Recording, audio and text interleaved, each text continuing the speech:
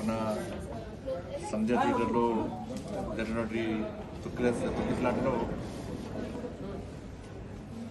రేవతి అనే మహిళ చనిపోవడం చాలా బాధాకరం. పూర్తి సమాజం అంతా బాధపడ్డారు. చాలా బాధాకరమైన విషయం. వారి కుమారుడైనటువంటి శ్రీతేజ్ కూడా కిమ్స్ హాస్పిటల్లో ట్రీట్మెంట్ చేసుకుంటున్నాడు.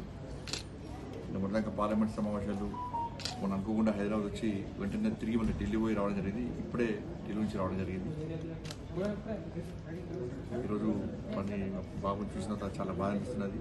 చిన్న బాబు, డాక్టర్లు కోలుకుంటున్నారని చెప్పి డాక్టర్లు చెప్తున్నారు. కోలుకోవాలని చెప్పి అందరం భావించారు.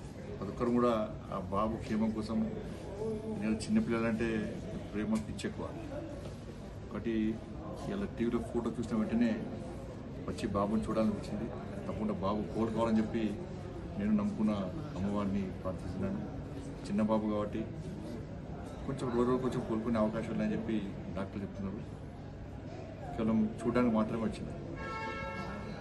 ఇప్పుడు రాజకీయాలు మాట్లాడే టైం కాదు. వీళ్ళు వాళ్ళని తిట్టుకోవడం, వాళ్ళు వీళ్ళకి అన్ని దయచేసి బంద్ చేద్దాం.